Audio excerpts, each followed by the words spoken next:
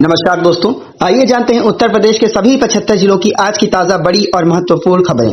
लेकिन उससे पहले इस वीडियो को लाइक और कमेंट जरूर करें। साथ ही यह भी बताएं कि आप इस वीडियो को किस जिले, शहर या गांव से देख रहे हैं। लखनऊ में समाजवादी पार्टी का पोस्टर वॉर जारी है। स्कूलों के विलय के फैसले के खिलाफ विरोध की गूंज सुनाई दी। सपा कार्यालय के बाहर विरोध स्वरूप पोस्टर लगाए गए, जिन्होंने लोगों का ध्यान खींचा। अमेठी से सपा नेता जयसिंह प्रताप यादव द्वारा लगाए गए पोस्टर में लिखा गया, यह कैसा राम राज्य है, बंद करो पाठशाला, खोलो मधुशाला। सपा और बीएसपी दोनों ही दलों ने सरकार के इस निर्णय की आलोचना की है। यूपी परिवहन निगम मुख्यालय में अब बायोमेट्रिक हाजिरी अनिवार्य। आज से राज्य सड़क परिवहन निगम मुख्यालय में सभी कर्मचारियों को बायोमेट्रिक उपस्थिति दर्ज करनी होगी। देर से आने या समय से पहले जाने पर वेतन में कटौती की जाएगी। हालांकि प्रबंध निदेशक, अपर प्रबंध निदेशक, वित्त नियंत्रक और लीगल एडवाइजर जैसे वरिष्ठ अधिकारी इस नियम से बाहर रखे गए हैं।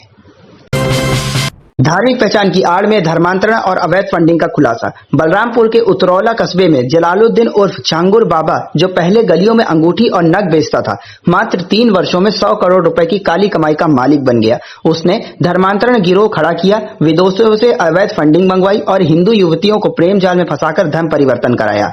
एटीएस की जांच में उसके बैंक खातों में 100 करोड़ रुपए की विदेशी फंडिंग और अवैध संपत्ति का पता चला। प्रशासन ने उसकी बनाई आलीशान हवेली पर बुलडोजर चला दिया। बिजली होगी सस्ती या महंगी, फैसला 25 जुलाई के बाद। उत्तर प्रदेश में बिजली दरों को लेकर बड़ा फैसला 25 जुलाई के बाद लिया जाएगा। जनता को राहत मिलेगी या बोझ बढ़ेगा, इसका इंतजार सभी को है। उत्तर प्रदेश में बिजली दरों में बढ़ोतरी पर फैसला 25 जुलाई के बाद लिया जा सकता है। इस संबंध में जानकारी यूपी विद्युत नियामक आयोग के चेयरमैन अरविंद कुमार ने बुधवार को कानपुर में दी। उन्होंने बताया कि फिलहाल 5 डिस्कॉम कंपनियां और एक सेवा प्रदाता के साथ जन सुनवाई की प्रक्रिया जारी है। जन सुनवाई पूरी होने के बाद टैरिफ संशोधन की प्रक्रिया शुरू की जाएगी। पत्रकारों से बातचीत में उन्होंने स्पष्ट किया कि आयोग सभी पक्षों को सुनने के बाद ही बिजली दरों के किसी भी प्रकार के बदलाव पर निर्णय लेगा। बेसिक शिक्षकों के लिए जल्द मिलेगी अंतर जनपदीय तबादलों का एक और मौका। उत्तर प्रदेश के बेसिक शिक्षा परिषद ने स्वैच्छिक अंतर जनपदीय तबादलों की प्रक्रिया को फिर से शुरू करने की तैयारी की है। इसके तहत आवश्यकता से अधिक शिक्षकों और शिक्षक विहीन विद्यालयों की सूची तैयार की जा रही है। 30 जून को स्थानांतरित हुए 20,182 शिक्षकों में से कई ने अब तक कार्यभार नहीं संभाला है। ऐसे मामले में बीएसए को तैनाती सुनिश्चित करने के निर्देश दिए गए हैं। अयोध्या में पौधारोपण करते हुए मुख्यमंत्री योगी ने ली सेल्फी, कहा हीट वेव से ग्रीन वेव की ओर बढ़ रहा है उत्तर प्रदेश। बुधवार को यूपी में पौधारोपण महाअभियान 2025 का शुभ आरंभ हुआ। एक पेड़ में मां के नाम अभियान के अंतर्गत प्रदेश भर में करोड़ों पौधे लगाए गए। मुख्यमंत्री योगी आदित्यनाथ ने अयोध्या के रामपुर हलवारा में सरयू तट स्थित त्रिवेणी वाटिका में बरगद, नीम और पीपल के पौधे रोपित किए। उन्होंने कहा, पौधारोपण को भगवान राम, धरती माता और अपनी जननी को समर्पित किया। योगी ने बताया कि बीते 8 वर्षों में प्रदेश में कुल 204 करोड़ पौधे लगाए गए, जिससे 5 लाख एकड़ भूमि पर हरियाली फैली है। यूपी बना निर्यात का नया केंद्र। अमेरिका, जर्मनी समेत कई देशों में भारी मांग। उत्तर प्रदेश अब निर्यात के क्षेत्र में भी तेजी से उभर रहा है। अमेरिका, जर्मनी और अन्य प्रमुख देशों में यूपी के उत्पादों की डिमांड लगातार बढ़ रही है। उत्तर प्रदेश ने निर्यात क्षेत्र में रचा नया कीर्तिमान। 2024-25 में 1.86 लाख करोड़ का आंकड़ा पार। विदेश व्यापार मंत्रालय की रिपोर्ट के मुताबिक यूपी का निर्यात कारोबार वर्ष 2024-25 में 1.86 लाख करोड़ रुपए तक पहुंच गया, जो पिछले 8 वर्षों में अब तक का सर्वाधिक है। निर्यात के क्षेत्र में उत्तर प्रदेश अब देश भर में 5वें स्थान पर है, जबकि गुजरात पहले पायदान पर बना हुआ है। यूपी से स्मार्टफोन, रेडीमेड गारमेंट्स, चमड़ा उत्पाद, होम फर्निशिंग आइटम्स, मशीनरी, चावल, सब्जियां और प्रोसेस्ड फूड जैसे कई उत्पाद अमेरिका, फ्रांस, जर्मनी, इटली और कनाडा जैसे देशों में खूब पसंद किए जा रहे हैं। प्रदेश में पहली बार शराब उद्योग के लिए मेगा इन्वेस्टमेंट समिट, 5,000 करोड़ के एमओयू पर नजर। उत्तर प्रदेश में शराब उत्पादन को बढ़ावा देने के लिए आबकारी विभाग और इन्वेस्टमेंट यूपी मिलकर पहली बार निवेश सम्मेलन का आयोजन कर रहे हैं। यह समिट बुधवार को इंदिरा गांधी प्रतिष्ठान में आयोजित होगी, जिसमें 200 से अधिक कंपनीज के प्रतिनिधि भाग लेंगे। सम्मेलन में 5,000 करोड़ रुपए से निवेश संबंधित एमओयू समझौता ज्ञापन पर हस्ताक्षर होने की उम्मीद जताई गई है। काशी का बदलेगा चेहरा, तैयार होगा सुनियोजित विकास का नया खाका। काशी और सारनाथ के पर्यटन को बढ़ावा देने के लिए तैयार हो रहे एक्शन प्लान पर पर्यटन मंत्रालय के निर्देश पर बैठक हुई। विकास प्राधिकरण के उपाध्यक्ष पुलकित गर्ग ने इसकी अध्यक्षता की। शहर को स्वच्छ और आकर्षक बनाने के लिए बीडीए को नोडल एजेंसी नियुक्त किया गया है। सड़क किनारे की कच्ची जगहों को पक्का किया जाएगा और जर्जर सड़कों की मरम्मत लोक निर्माण विभाग द्वारा कराया जाएगा। दुकानों पर लगे बेतरतीब साइन बोर्ड हटाकर बीडीए द्वारा एक समान डिजाइन वाले बोर्ड लगाए जाएंगे। सरकारी स्कूलों में खत्म होगा ब्लैक बोर्ड का जमाना, शिक्षा में बड़ा बदलाव। उत्तर प्रदेश के परिषदीय विद्यालयों में अब कक्षाओं में ब्लैक बोर्ड की जगह ग्रीन और व्हाइट बोर्ड लगाए जाएंगे। यह बदलाव शिक्षा व्यवस्था को अधिक आधुनिक और प्रभावी बनाने की दिशा में एक बड़ा कदम माना जा रहा है। सरकारी स्कूलों में ब्लैक बोर्ड की जगह व्हाइट और ग्रीन बोर्ड से बदलेगी तस्वीरें। यह बदलाव सिर्फ पढ़ाई को साफ सुथरा और रंगीन नहीं बनाएगा, बल्कि सरकारी स्कूलों की पुरानी छवि को भी बदलने का काम करेगा। प्रदेश के सभी प्राथमिक, उच्च प्राथमिक और कंपोजिट विद्यालयों में इस बदलाव की शुरुआत हो चुकी है। गाजियाबाद को मिलेगा विकास का नया रूप, 468 करोड़ के कार्यों को मिलेगी मंजूरी। गाजियाबाद के लोनी नगर पालिका परिषद की बोर्ड बैठक में विकास कार्यों को लेकर व्यापक चर्चा की गई। सभी सभासदों ने अपने अपने वार्ड की समस्याएं रखी। इसके बाद बोर्ड ने 14 विकास प्रस्तावों को स्वीकृत दी और कुल 468 करोड़ रुपए की लागत वाले कार्यों पर मोहर लगा दी। उत्तर प्रदेश के 22 पीसीएस अधिकारी को प्रमोशन, अब बने आईएएस। लंबे समय से पदोन्नति का इंतजार कर रहे उत्तर प्रदेश के 22 पीसीएस अधिकारियों को अब आईएएस में प्रमोट कर दिया गया है। इस सूची में 3 महिला अधिकारी भी शामिल हैं।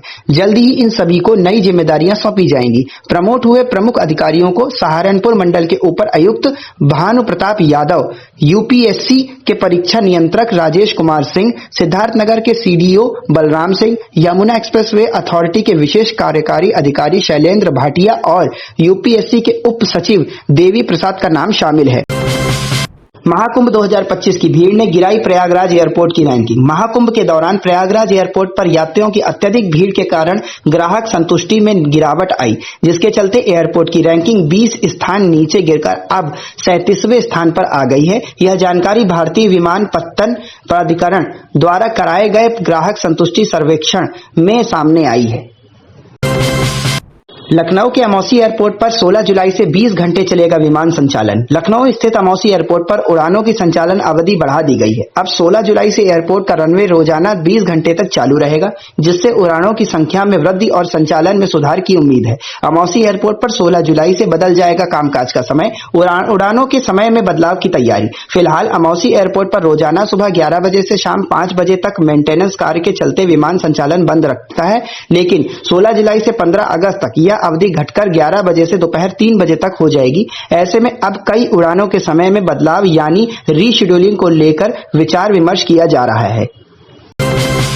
इलाहाबाद हाईकोर्ट ने एटा के बीएसए पर अवमानना का आरोप तय किया, हाजिर होकर देना होगा जवाब। इलाहाबाद हाईकोर्ट ने एटा के बेसिक शिक्षा अधिकारी दिनेश कुमार पर कोर्ट की अवमानना का आरोप तय करते हुए उन्हें अदालत में व्यक्तिगत रूप से पेश होकर जवाब देने का आदेश दिया है। बीएसए पर आरोप है कि उन्होंने कोर्ट के आदेश की जानबूझकर अवहेलना की। यह आदेश न्यायमूर्ति नीरज तिवारी ने रमेश चंद्र पचौरी की याचिका पर दिया। कोर्ट ने पहले बीएसए को 2 माह के भीतर याची को अवकाश नकदीकरण का भुगतान करने का निर्देश दिया था। नोएडा में बनेगा एक नया एक्सप्रेसवे, दिल्ली नोएडा और जेवर को मिलेगा फायदा। दिल्ली नोएडा, ग्रेटर नोएडा और जेवर एयरपोर्ट के बीच कनेक्टिविटी को बेहतर करने के लिए नोएडा में एक और नया एक्सप्रेसवे बनाया जाएगा। लगभग 30 किलोमीटर लंबा यह expressway Noida greater Noida expressway के समानांतर यमुना नदी के किनारे बनाया जाएगा। इसके तहत पुश्ता रोड को नोएडा, ग्रेटर नोएडा और यमुना एक्सप्रेसवे से जोड़ा जाएगा। सांसद डॉक्टर महेश शर्मा ने यह प्रस्ताव केंद्रीय सड़क परिवहन मंत्री नितिन गडकरी के सामने रखा है। कांवड़ यात्रा को लेकर भारी वाहनों पर रोक 10 जुलाई रात 12 बजे से लागू। कांवड़ यात्रा को ध्यान में रखते हुए पुलिस ने रूट डाइवर्जन प्लान जारी कर दिया है। इसके तहत यूपी के कई हाईवे पर भारी और व्यावसायिक वाहनों का प्रवेश प्रतिबंधित कर दिया गया है। यह पाबंदी आज यानी 10 जुलाई की रात 12 बजे से 24 जुलाई की दोपहर 12 बजे तक लागू रहेगी। दूसरे राज्यों व पड़ोसी जिलों से आने वाले वाहनों को भी इस अवधि में अनुमति नहीं दी जाएगी। कांवड़ यात्रा को लेकर हल्के वाहनों पर भी लगाएगी रोक। 15 जुलाई रात 12 बजे से लागू कांवड़ यात्रा के दौरान सुरक्षा व्यवस्था को ध्यान में रखते हुए हुए 15 जुलाई की रात 12 बजे से हल्के वाहनों की आवाजाही पर भी रोक लगा दी जाएगी। दिल्ली सहारनपुर हाईवे पर ककड़ीपुर और ढूंढाहेड़ा चेक पोस्ट तक 51 कट बंद कर दिए जाएंगे। साथ ही ककड़ीपुर, निवाड़ा, भद, ढूंढाहेड़ा, बलौनी और हिंडन जैसी चौकियों पर बैरियर लगाकर वाहनों की आवाजाही रोकी जाएगी। सपा अध्यक्ष अखिलेश यादव का योगी सरकार पर निशाना, कहा भाजपा हटेगी तभी सुधरेगा कानून व्यवस्था। समाजवादी पार्टी के अध्यक्ष अखिलेश यादव ने प्रदेश की कानून व्यवस्था को लेकर योगी सरकार पर तीखा हमला बोला है। उन्होंने कहा है कि जब तक भाजपा की सरकार नहीं हटेगी तब तक अपराध कम नहीं होंगे। वे सपा मुख्यालय में प्रदेश भर में आए कार्यकर्ताओं और नेताओं को संबोधित कर रहे थे। अखिलेश ने यह भी कहा कि महंगाई और बेरोजगारी से जनता बुरी तरह परेशान है। गोरखपुर पहुंचे सीएम योगी, गुरु पूर्णिमा पर करेंगे शिष्यों को आशीर्वाद, लगाएंगे पौधे। मुख्यमंत्री योगी आदित्यनाथ 9 जुलाई को अयोध्या और आजमगढ़ में पौधारोपण कार्यक्रम के बाद गोरखपुर पहुंचे। 10 जुलाई को गुरु पूर्णिमा के मौके पर वे गोरखनाथ मंदिर में गुरु गोरखनाथ की विधिवत पूजा करेंगे और अपने शिष्यों को आशीर्वाद देंगे। साथ ही वे HURL खाद्य कारखाने परिसर में पौधे भी रोपेंगे। आगरा मेट्रो का होगा विस्तार, कैंट से एयरपोर्ट के धनौली गेट तक पहुंचेगी metro. Uttar Pradesh metro rail corporation UPMRC Agra metro विस्तार पर तेजी से काम कर रहा है। आगरा कैंट रेलवे स्टेशन से खैरिया एयरपोर्ट के पास स्थित धनौली गेट तक मेट्रो लाइन बिछाई जाएगी। मेट्रो स्टेशन धनौली गेट के करीब 200 मीटर की दूरी पर बनेगा। साथ ही नई दिल्ली झांसी रेल लाइन पर एक रेल ओवर ब्रिज ROB भी बनाया जाएगा, जिसकी डिजाइन को मुख्यालय भेज दिया गया है। इस माह अधिकारियों की बैठक में इस पर चर्चा होगी। गाजियाबाद में नई शहरी बसावट की शुरुआत, जल्द होंगे बदलाव। गाजियाबाद में शहरी विस्तार की दिशा में कदम उठाते हुए नई आवासीय योजना की शुरुआत की जा रही है। इससे शहर की आबादी को बेहतर आवास और सुविधाएं मिलेंगी। गाजियाबाद में हाईटेक टाउनशिप हरनंदीपुर का होगा विकास। गाजियाबाद विकास प्राधिकरण अब हरनंदीपुरम के नाम से एक नई हाईटेक टाउनशिप विकसित करने जा रहा है। यह टाउनशिप राजनगर एक्सटेंशन के समीप मुख्यमंत्री शहरी वस्तीकरण योजना के अंतर्गत बसाई जाएगी। पहले चरण में 5 गांवों को लगभग 350 हेक्टेयर जमीन अधिग्रहित की जा रही है। JDA किसानों से भूमि सर्किल रेट से 4 गुना अधिक कीमत पर खरीद रहा है। अब तक करीब 1.3955 हेक्टेयर जमीन का बेनामा किया जा चुका है। फास्टैग पास योजना से 15 रुपए में पार होगा एक्सप्रेसवे टोल। केंद्र सरकार की नई वार्षिक फास्टैग पास योजना के तहत देश भर के किसी भी एक्सप्रेसवे या एक्सेस कंट्रोल नेशनल हाईवे को महज 15 रुपए के टोल टैक्स में पार किया जा सकेगा। इस योजना में टोल शुल्क दूरी के हिसाब से नहीं बल्कि प्रति टोल प्लाजा तय किया गया है। यह योजना आगामी 15 अगस्त से लागू की जाएगी। मुरादाबाद में मजदूरों के नाम पर बनी फर्जी फर्मों, करोड़ों का घोटाला। मुरादाबाद में बड़ा फर्जीवाड़ा सामने आया है, जहां कुछ व्यापारियों ने मजदूरों के आधार कार्ड और अन्य ID दस्तावेजों का इस्तेमाल करके 8 फर्जी कंपनियां खड़ी कर दी हैं और करोड़ों का कारोबार कर डाला है। इन कंपनियों के लिए फर्जी GST बिल भी बनाए गए। जब मजदूरों को आयकर विभाग से करोड़ों के बकाया की नोटिस मिली, तब जाकर वह घोटाला उजागर हुआ। वाराणसी के बरेका परिसर में बाहरी लोगों की पार्कों में एंट्री पर रोक, मचा हंगामा। वाराणसी के मंडुवाडीह क्षेत्र स्थित बरेका परिसर के पार्कों में अब बाहरी लोगों का प्रवेश प्रतिबंधित कर दिया गया है। रेल प्रशासन ने यह फैसला सुरक्षा और अनुशासन को ध्यान में रखते हुए लिया है। यदि कोई बाहरी व्यक्ति इस नियम का उल्लंघन करता है तो उस पर रेल अधिनियम के तहत कार्रवाई की जाएगी। जैसा कि यह सूचना फैली, DLW क्षेत्र के स्थानीय लोगों ने विरोध प्रदर्शन कर दिया है। स्थानीय की चेतावनी, बरेका परिसर के पार्कों में प्रवेश नहीं मिला तो DLW कर्मचारी का रास्ता रोकेंगे। स्थानीय निवासियों ने चेतावनी दी है कि यदि उन्हें बरेका परिसर के पार्कों में प्रवेश की अनुमति नहीं दी गई तो वे बेरका कर्मचारियों को DLW परिसर से बाहर नहीं जाने देंगे। ऑनलाइन पेमेंट से आतंक, फंडिंग का खुलासा। FATF की रिपोर्ट में गोरखनाथ और पुलवामा हमले के तार। गोरखनाथ मंदिर हमले में आरोपी अहमद मुर्तजा अब्बासी के खिलाफ बड़ी जानकारी सामने आई है। वैश्विक संस्था FATF की रिपोर्ट के अनुसार उसने पेपल ऐप के जरिए विदेशी फंडिंग की थी। आरोपी ने ISIS को समर्थन देने के उद्देश्य से 6,59,841 रुपए विदेश भेजे। रिपोर्ट में यह भी बताया गया है कि ई-कॉमर्स और ऑनलाइन पेमेंट प्लेटफॉर्म का दुरुपयोग आतंकवाद को वित्तीय सहायता पहुंचाने के लिए किया जा रहा है। तो ये था आज की उत्तर प्रदेश की 50 फटाफट बड़ी खबरें। अगर आपको यह न्यूज पसंद आई हो तो वीडियो को लाइक शेयर करना ना भूलें। मिलते हैं अगले वीडियो में। धन्यवाद।